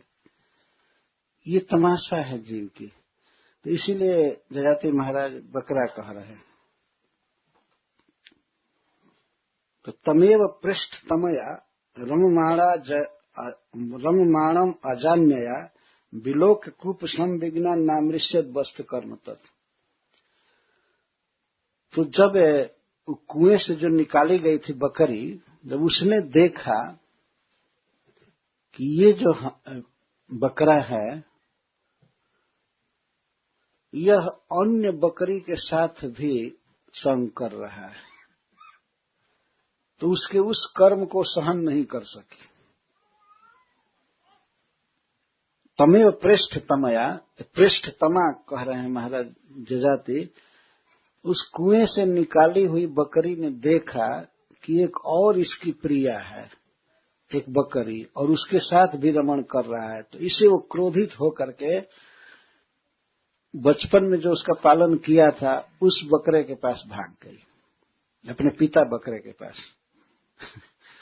ये जजाति महाराज कह रहे हैं कि तमेव पृष्ठतमया रममाणम अजान्यया विलोक कूप संविघ्ना नामृष्यत वस्त कर्म तत्। वास्तव में वो बकरा इतना आदर किया था, इतना प्रेम किया था उस कुएं से निकाली हुई बकरी से, कि उस बकरी ने जब देखा कि ये दूसरी बकरी के साथ संग कर रहा है, रह रहा है, उसको प्रिय मान रहा है, तो बकरे के उस कर्म को, वस्त कर्म न अमृष्यत, सह नहीं सकी और उस बकरे का त्याग करके वो भाग गई। इस संसार में ये स्वभाव है स्त्री का, वह अपने पति को कभी नहीं चाहती है कि वो दूसरे को देखे, दूसरे से बात करे, और फिर अंग संगादि की तो बहुत दूर बात रही। कई बार हमने ऐसा प्रयोग में देखा है, महाराज ये उनको कह दीजिए कि वो दूसरे तरफ न देखें, हम पर देखें। हमारे पास ऐसी शिकायत है। तो कहा अच्छा तो कहाँ देखते हैं? ये दूसरे स्त्री पर क्यों देखते हैं? मैं हूं ना, हम पर क्यों नहीं देखते? ऐसे कई बार आया है शिकायत। स्त्री की इच्छा होती है, वास्तव में ये स्वभाव होता है, वो चाहती है कि उसका पति केवल उससे प्रेम करे, और करना भी चाहिए। वास्तव में ये धर्म है पति का। जब वो अपने माता पिता को छोड़ करके आई है, समर्पण की है, सेवा कर रही है, तो वही सबसे सुंदरी है, वही गुणवती है। वास्तव में उसी को देखना चाहिए, उसी से प्रेम करना चाहिए। और जो कोई व्यक्ति अपनी पत्नी के अलावा दूसरे पर नजर डालता है दूसरे भाव से, तो वो तो घोर नरक में जाता है। अपनी पत्नी को देखना, उससे प्रेम करना ये धर्म है, लेकिन दूसरी पराई स्त्री को देखना है तो महापाप। पर जो कुछ भी हो, पर ऐसा नहीं करना चाहिए कि पति कोई कहीं देखने से ही मना कर दे। सीधे मेरा ध्यान करो, मुझ पर देखो। तो वो बकरी ऐसी थी। जजाति महाराज कह रहे हैं कि कुएं से निकाली गई थी बकरी, वो बहुत प्रिय थी उस बकरे की, लेकिन उसने देखा कि दूसरी बकरी के साथ, अर्थात शर्मिष्ठा के साथ वो बकरा रह रहा है, तो वो अपने पति को, उस बकरे को छोड़ छाड़ करके भाग गई। कहाँ भागी तो बताते हैं आगे क्यों भागी। पहले कहते हैं तम दुर्हृदम सुहृद रूपम कामिनम क्षण सौहृदम इंद्रिया रामम उत्सृज्य स्वामिनम दुखिता जजो। अपने स्वामी के पास चली गई। स्वामी दो होते हैं किसी स्त्री के। विवाह से पहले उसके मालिक के पिताजी होते हैं, उनको भी स्वामी कहते हैं, और विवाह के बाद पति स्वामी हो जाता है। तो जजाति महाराज कहते हैं कि एक स्वामी को छोड़ करके, उस बकरा को छोड़ करके दूसरे बकरे के पास चली गई जो उसको जन्म दिया था। तो जजाति महाराज कथा कहने में अपने ससुर को भी बकरा ही बना दिए। वो भी एक बकरा ही है, उसकी भी एक बकरी होगी ही, ये कहने का मतलब है। अपने ससुर को, इतने बड़े विद्वान को बकरा कह रहे हैं, क्यों कह रहे हैं? इसमें कारण है। तो अच्छा, तो पहले तो ये कह रहे हैं कि क्यों छोड़कर चली गई। उसने देखा कि दुर्हृदम, ये जो बकरा है जो हमको कुएं से निकाला, ये बड़ा कठोर दिल का है। सुहृद रूपम, केवल भेष बनाया है सुहृद का, मित्र का। कामी नम, वास्तव में यह कामी है। क्षण सौहृदम, इसकी जो दोस्ती है थोड़े काल के लिए रही, अंततः हमको दगा दे ही दिया, हमको छोड़ करके दूसरी बकरी को रखा।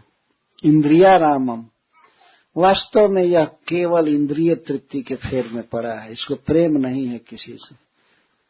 यह सोच करके उत्सृज्य, उसको छोड़ करके, अपने पति बकरे को छोड़ करके अब दूसरे अपने पिता बकरे के पास चली गई। स्वामीनम दुखिता, जो दुखित थी चली गई, निकल गई घर से।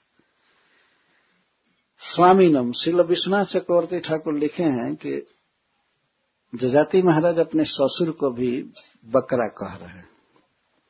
कहने का कारण ये, वास्तव में ये बकरे का जीवन इसलिए कह रहे हैं कि बकरा हमेशा इंद्रिय तृप्ति के फेर में रहता है।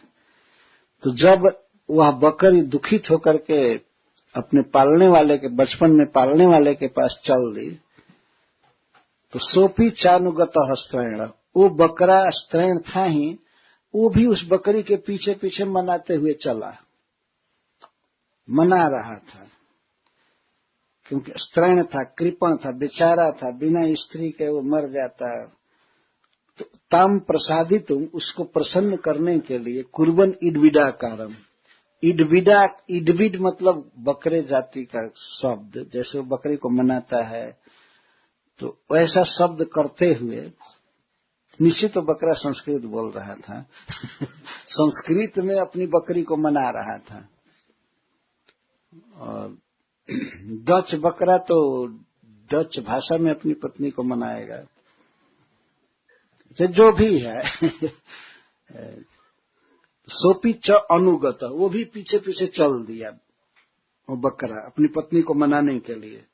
ताम प्रसादित कुर्बन इडविडाकारम, इडविडाकारम कुर्बन अर्थात बकरे जाति का जो शब्द होता है, ऐसा बोलता हुआ या मनाता हुआ, अब ऐसी गलती नहीं करूंगा, अब ये सब हमें माफ कर दो, हमारे ससुर बड़े खतरनाक हैं, मत जाओ वहां, देखो तुम्हारे चरण दबाता है। वो बकरा कभी कभी चरण भी दबा रहा था उस बकरी का, और कभी कभी पंखा करता, हवा करता था, कभी मनाता था, कभी हाथ पकड़ता था, वो हाथ झटक देती थी, पैर से मारती थी बकरे को, मानी नहीं। तो ये कहते हैं कि ना सकनोत पथि संधि, तुम कंप्रोमाइज कर नहीं पाया, वो आखिर चली ही गई, तो बकरा भी पीछे पीछे चला गया।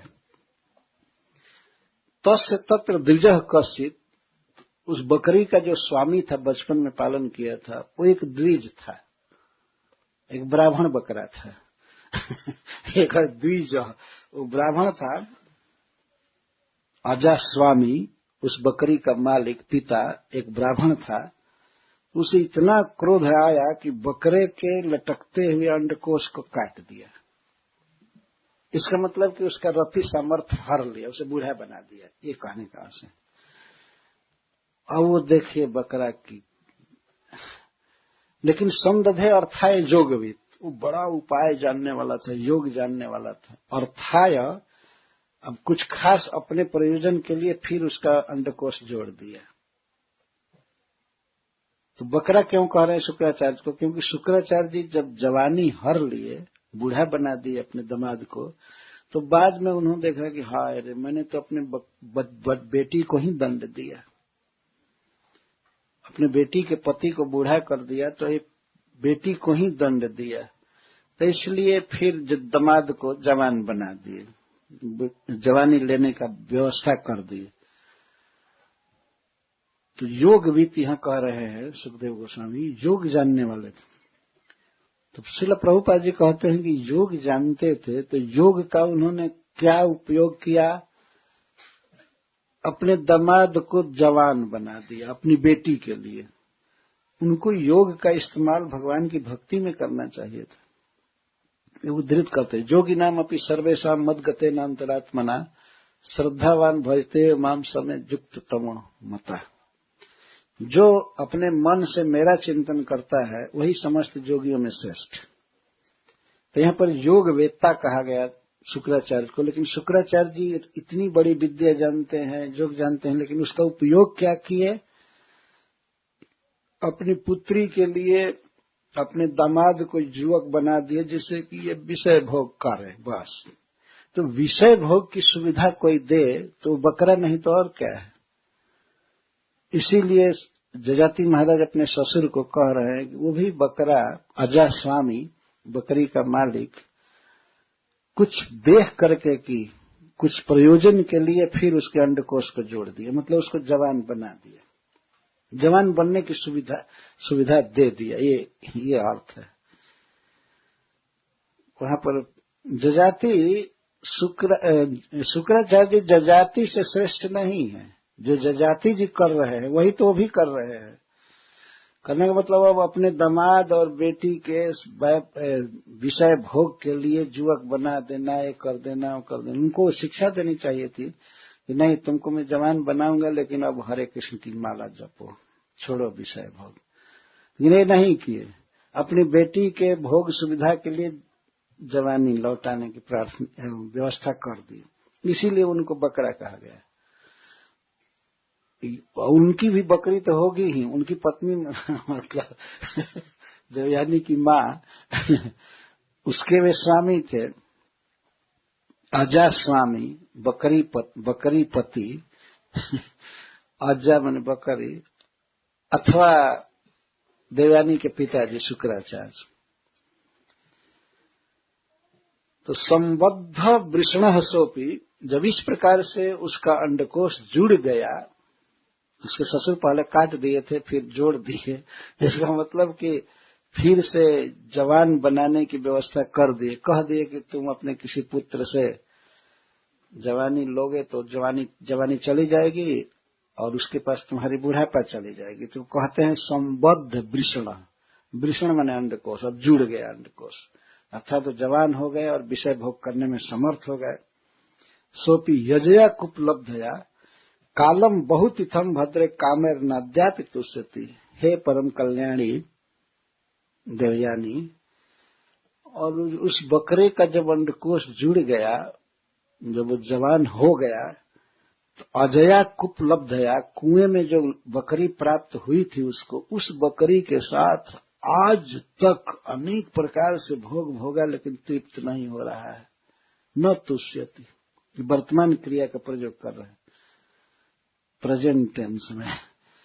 वह बकरा आज तक संतुष्ट नहीं हो रहा है। उस बकरी के साथ बहुत तिथम कालम, बहुत काल तक विहार किया, सुख भोगा। अन्य बकरियों से तो उसका कोई मतलब नहीं है, जो कुआं से निकली थी बकरी, उस बकरी के साथ वो रहता है। बहुत तिथम कालम, बहुत काल, बहुत तिथियां बीती हैं। कितना? 1000 साल तक वो बकरा विषय भोग कर रहा है, लेकिन अद्य अपि न तुष्यति, आज तक तृप्त नहीं हुआ। अब ये कथा पूरी हो गई। इसके बाद कहते हैं तथा हम कृपण शुभ्रो भवत्याः प्रेम जंत्रितः आत्मानं नाभिजानामि मोहितस्तव माया। हे प्रिय, हे शुभ्रु, हे सुंदर भाव वाली, हे परम सुंदरी, अब संबोधन कर रहे हैं डायरेक्ट कथा कह करके। तथा अहम, जथा अजह, जैसे वो बकरा था, तथा अहम, मैं ठीक वैसा ही हूं। इनके कहने का मतलब मैं वही हूं, बकरा और कोई नहीं है लेकिन बड़े शालीन भाषा में बोले तथा अहम, हे शुभ्रु, हे सुंदर भाव वाले, सुंदर नेत्र वाली, मैं भी वैसा ही हूं। मैं ही वह हूं ये कहना चाहते थे, लेकिन कहते हैं मैं भी वैसा ही हूं। भवत्या प्रेम जंत्रित, मेरे लिए 2 बहुत बड़ा बंधन है। एक तो तुम्हारा प्रेम और दूसरा तुम्हारी माया। माया और प्रेम, प्रेम का अर्थ है सेवा। मैं तुम्हारे सेवा के बस में हूं। जब पत्नी सेवा करती है तो यही उसका प्रेम है। पति की सेवा करे या पति उसको सुख देने की चेष्टा करे तो इसको प्रेम कहते हैं। लेकिन आजकल जो प्रेम शब्द प्रयोग किया जाता है, लव है, ये लव नहीं है, वो लस्ट है, वास्तव ये काम है। ये सब प्रेम नहीं है। वो कर उससे वो लव कर रहा है, कर रहा है, बेकार है, सब बिल्कुल थर्ड क्लास का शब्द है। जजाति महाराज कह रहे हैं कि 2 हमारे लिए बहुत बड़ा बंधन है प्रिय, एक तो तुम्हारा प्रेम और दूसरा तुम्हारी माया। तो प्रेम का अर्थ है कि देवयानी ने अपना मन, अपना वचन, अपना देह और अनेक वस्तु दे करके जजाति महाराज की सेवा किया था, ये प्रेम था। तो जो इस तरह से प्रेम की है, सेवा की है, तो उसको छोड़ देना, उससे विरक्त होकर के चल देना, यह बहुत एक तरह से दुख की बात थी। तो कह रहे हैं तुम्हारा प्रेम, तुम्हारी सेवा एक तरफ ये बंधन है, दूसरी तरफ तुम्हारी माया। माया का अर्थ है तुम्हारी ब्यूटी, तुम्हारी सुंदरता। माया का अर्थ होता है जो भ्रम पैदा कर दे। स्त्री का सौंदर्य एक माया है, उसको देख करके व्यक्ति के मन में होता है कि ये बहुत अच्छा चीज है, अच्छा है, इसको भोगना चाहिए, देखना चाहिए। लेकिन वो है क्या? स्त्री का शरीर हो चाहे पुरुष का शरीर हो, उसमें तो हाड़, रक्त, मल, मूत्र सब यही भरा पड़ा है। पर ब्रह्मा जी ने इसको बनाकर ऐसा प्लास्टिक जैसा मढ़ दिया है चमड़ा से कि वो आदमी सोचता है कि ये तो बहुत अच्छा चीज है, लेकिन इसमें तो केवल दुर्गंध, हड्डी, पीप, खखार, मल मूत्र भरा पड़ा है। इसमें से मान लीजिए किसी एक चीज को निकाल करके, सबसे पहले चमड़ा को हटा करके और एक जगह रख दिया जाए और किसी से कहा जाए इसको छुओ, कोई छुएगा? देखेगा भी नहीं, देख करके थू थू करके भाग जाएगा, है ना। एक तरफ हड्डी को सजा करके और बाइंडिंग करके रख दिया जाए तो कहे कि ये हड्डी, इसको छुओ, देखो, राम राम, हटाओ हटाओ, ऐसा कहेगा। मांस को खंखोर करके एक जगह कहीं बाकेट में रख दिया जाए, क्या वो देखने की चीज होगी, छूने की? लेकिन इसी का संघात समूह ब्रह्मा जी ऐसे बना दिए हैं, ऐसे बना दिए हैं और ऊपर से पेंट कर दिए चमड़ा प्लास्टिक जैसा कि भीतर की सारी बुराई ढक जाती। लेकिन थोड़ा भी शरीर कहीं कट जाए तो लाखों मक्खियां भनभनाने लगती हैं, मरड़ाने लगती हैं, ये चीज है। लेकिन इसको सुंदर कहना है, कहा मुंह कितना सुंदर है, नाक कितनी सुंदर है, ये सुंदर, ये है माया, ये है भ्रम। तो तुम्हारी माया से मैं तुम्हारे बस में पड़ गया हूं, तुम्हारी सेवा से और तुम्हारी माया से, तुम्हारे सौंदर्य से, मुस्कान से और बोली से। किसी स्त्री के चक्कर में आदमी हो जाता है पत्नी के फेर में, उसकी बोली सुन करके इतना मधुर बोलती है कि अब वो बिल्कुल बेहोश हो जाता है और मुस्काना, उसकी मुस्कुराहट देख करके, उसकी बोली सुन करके और उसका सौंदर्य देख करके, ये बंधन है। और दूसरा बंधन है सेवा। एक तो सुंदरता आदि का बंधन और दूसरे अगर वास्तव में वो सेवा करती है, तब इन दो के चक्कर में पड़ करके व्यक्ति आत्मानम ना भी जाना, मैं अपने आप को भूल गया। जजाति महाराज कहते हैं तुम्हारी सेवा से मैं तुम्हारे बस में हूं और तुम्हारे सौंदर्य से, मुस्कान से, सुंदर वचन से मैं बस में हो गया और मैं भगवान कृष्ण को पूरा पूरा विसार दिया हूं, मैं उनकी याद नहीं कर रहा हूं। इस तरह से मैं आज तक वो बकरा तृप्त नहीं हुआ। ये कह करके कहते हैं कि मैं भी वैसा ही हूं, मैं इतना भोग भोगा लेकिन मुझे तृप्ति नहीं हुई। तब देवयानी जी कहती हैं कि अब तक तृप्ति नहीं तो कुछ और भोग भोगिए और कुछ काल तक। ऐसा करने से मन प्रसन्न हो जाएगा और मन प्रसन्न होगा तो कामना बीत जाएगी, कामना बीत जाएगी तो सुखी हो जाएंगे। तब कहते हैं नहीं प्रिय, जत पृथिव्याम बृहयवम हिरण्यम पशव स्त्रियः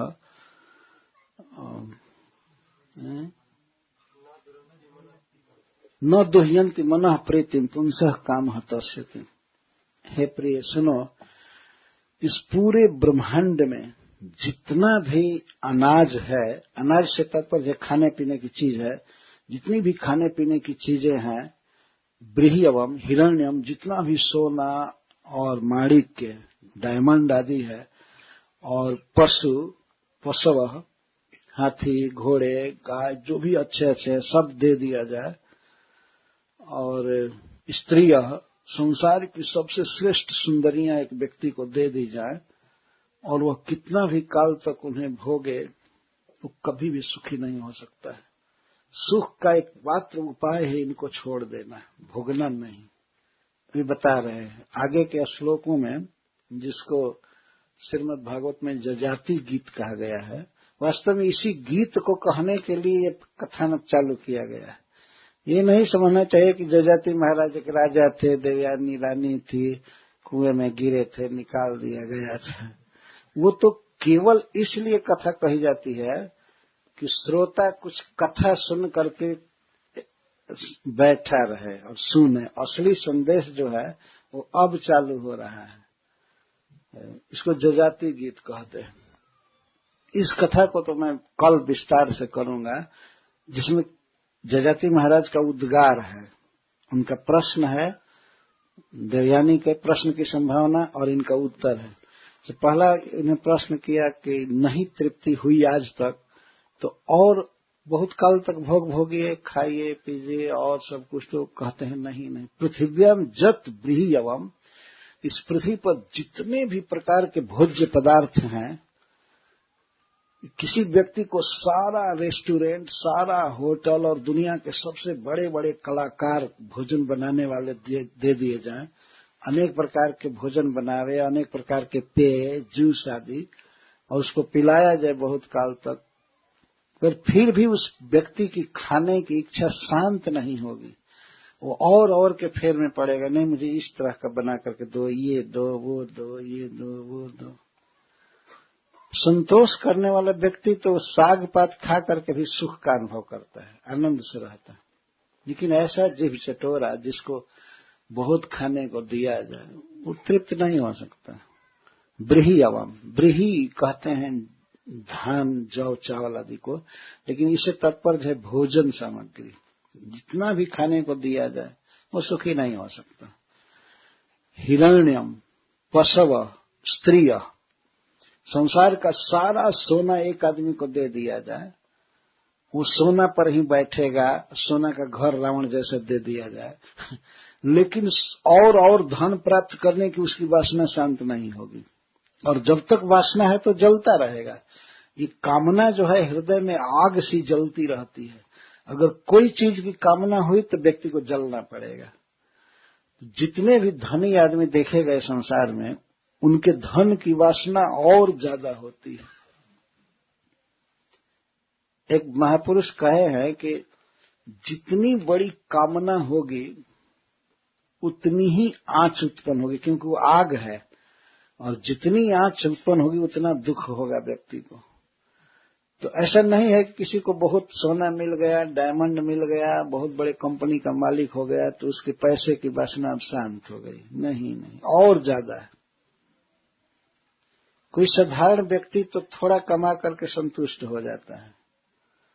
हमने देखा है, हमारे यहाँ एक मजदूर काम करते थे, पुश्तैनी मजदूर, मतलब परिवार में बनिहार कहते हैं हम लोग। तो वे खाते थे दिन भर काम करके और बाहर ही खलिहान में सो जाते थे और खराटे लेने लगते थे। कोई खास आमदनी नहीं, कुछ नहीं, लेकिन संतोष है। और असंतोष है, नहीं संतोष है, तो वो व्यक्ति तो सारा संसार का सोना उसी को दे दिया जाए, जितना भी यूरो है इधर का, यूरोप का और पाउंड इंग्लैंड का, डॉलर अमेरिका आदि का, सब दे दिया जाए, फिर भी ये नहीं कहेगा कि अब ठीक है, अब मुझे नहीं चाहिए, मैं सुखी हो गया। वो और की कामना करेगा, और की कामना करेगा। हिरण्यम, पशव, स्त्रिय, और पशु शब्द से यह तात्पर्य है विमान, सवारी, हाथी घोड़ा पर आदमी सवारी करता है। और आजकल के जो मशीनें हैं जिनसे आदमी चलता है, उनके भी शक्ति की माप घोड़े से ही होती है ना। इतना हॉर्स पावर, इतना हॉर्स पावर, तो मान लीजिए 10 हॉर्स पावर है तो 10 घोड़ा रखा है आदमी, ये अर्थ है। तो कितना भी दे दिया जाएगा, खूब बढ़िया कार दीजिए, फिर भी उसकी इच्छा बनी रहेगी और इससे भी बेटर मिले, इससे भी बेटर मिले, ये मिले, ऐसे ही असंतुष्टि में मर जाता है। और कामना बनी रहती है तो फिर जन्म लेना पड़ता है, उस कामना की पूर्ति के लिए दूसरा शरीर लेना पड़ेगा। और इस तरह जन्म पर जन्म, मरण पर मरण, और व्यक्ति अपने को बिल्कुल भूला रहता है। जजाति महाराज इस तरह से बात कह रहे हैं। तो यह श्लोक बड़े महत्वपूर्ण हैं और मैं अब जल्दी में इसको नहीं कह सकता, चाहता हूं बढ़िया से अध्ययन करके और इसका ठीक ठीक अर्थ किया जाए। तो कल महाराज जजाति के इस गीत का वर्णन किया जाएगा और परसों जजाति महाराज किस तरह घर छोड़कर वन में गए, भगवान कृष्ण की भक्ति किए और देवयानी भी किस तरह से भगवान का जप करने लगी और भगवान कृष्ण को प्राप्त कर गए उनके धाम में। इसका वर्णन किया जाएगा परसों। तो आज कल परसों तक ही कथा है ना। तो बहुत ही उत्साह देने वाला प्रसंग है। पति कथा कह रहा है और पत्नी ये जब बात सुनी तो उसका बहुत उत्साह बढ़ा। वो उनसे कहे कि ठीक है पतिदेव, हम अब दोनों अपने मन को पूर्णतः कृष्ण में लगाएंगे, आप वन में जाइए और मैं घर में ही रह करके भगवान का भजन करूंगी। उन्होंने कहा कि तुम मत चलो वन में। अब साथ नहीं जाना चाहते थे, पूरा मन एकाग्र रखना चाहते थे भगवान में। तो देवयानी ने भी कभी संस्मरण नहीं किया, यहां तक कि वन में गए हुए पति का भी चिंतन नहीं किया। इतना भगवान में उसका मन लग गया। हमेशा कृष्ण को प्रणाम करती थी अपने घर में, वो वर्णन आएगा किस तरह प्रणाम करती थी। भगवान को हमेशा प्रणाम करती थी जिससे कि मन उनमें लग जाए और उसका मन पूरा लग गया और इस शरीर को छोड़कर भगवान का पार्षद बन गई, वो भगवान के धाम चली गई। तो स्त्री हो चाहे पुरुष हो, कृष्ण सबके हैं और जीवन में भले कोई गलती हुई हो अज्ञान में, इससे कोई हताश होने की जरूरत नहीं है कि हमारा जीवन ऐसे बीत गया। ठीक है, जो बीता सो बीता, अब बाकी दिन को तो हम भगवान की भक्ति में लगा सकते हैं। इतना भोग करके वो लोग दिखाए संसार में कोई सुख नहीं है, ये बेकार भ्रम है। असली सुख है कृष्ण का नाम जपने में, भगवान को प्रणाम करने में, उनकी कथा सुनने में, भागवत पढ़ने में असली सुख है वास्तव में। तो इतने बड़े बड़े राजा एक करके भोग करके देखे, कुछ भी नहीं है संसार में, दुख है। तो राजाओं को भी जब केवल दुख ही अनुभव हुआ तो जो राजा है ही नहीं, जिनके शरीर में रोग है, धन का अभाव है, उनके लिए तो दुख ही दुख है। तो अनुभव करना चाहिए। तो श्रील प्रभुपाद जी की कृपा से सब जगह, आपके देश में भी सब जगह भगवान की भक्ति का प्रचार किया गया है और प्रभुपाद जी ने ये रास्ता खोल दिया है। हम लोगों का बहुत बड़ा भाग्य है कि हम लोग प्रभुपाद जी के बाद जन्म लिए। नहीं तो प्रभुपाद जी के पहले जन्म लिए होते तो कोई बात बताने वाला नहीं था। उन्होंने विधा उपाय बता दिया, आप अपने घर में रहिए, काम धंधा भी छोड़ने की जरूरत नहीं है। प्रभुपाद जी बार बार कहते हैं बस काम ये करना है कि भगवान का नाम जपिए, हरे कृष्णा कृष्णा कृष्णा हरे हरे, हरे राम राम राम नाम जप करना चाहिए। और कुछ नियम है, जैसे मांस नहीं खाना, शराब नहीं पीना, जुआ नहीं खेलना, अपनी पत्नी के अलावा किसी भी स्त्री से कोई संपर्क नहीं रखना। ये 4 बिल्कुल सिंपल नियम और इस कान का ये पिलर है चारों, इसी पर टिका हुआ है। संसार में कोई भी धर्म, कोई भी पंथ ये नहीं बताता है कि शराब मत पियो, जुआ मत खेलो, मांस मत खाओ, बल्कि वो लोग वही लोग मांस खाते हैं, धर्माध्यक्ष लोग धर्म के अध्यक्ष बने हुए हैं, लेकिन गोमांस खाते हैं। मांस की तो बात छोड़िए, गाय खाते हैं, फिर भी धर्म के ठेकेदार बने। इसलिए प्रभुपाद जी इसको बताए कि शास्त्र कहता है, भागवत में लिखा हुआ है कि 4 पाप नहीं करना चाहिए और भगवान का नाम जप करना चाहिए। बहुत सिंपल है। और तीसरा काम है प्रसाद खाना, ये पॉजिटिव काम है। आखिर खाते ही हैं रोज, बिना खाए कोई रहता नहीं है, तो भगवान को अर्पित करके शाकाहारी प्रसाद और खाया जाए। बस प्रभुपाद जी तो ये कहते थे कि बोलना है और खाना है, सभी बोलते हैं। इतना लोग बोलते हैं, कभी कभी चुप कराना पड़ता है, चुप रहो, है ना। तो जब बोलना जानते ही हैं तो महामंत्र बोलिए, हरे कृष्णा कृष्णा कृष्णा हरे हरे, हरे राम राम राम हरे हरे। ये महामंत्र है और खाने के लिए प्रसाद है। भक्ति जो कि प्रैक्टिकल शिक्षा जो है वो यहाँ भक्त लोग देते ही रहते हैं। भगवान की कृपा से मंदिर भी है, औदार्य धाम। कितना सुंदर नाम है। भगवान चैतन्य महाप्रभु की दया को बताया जा रहा है, किस तरह से सबका उद्धार किए। इतने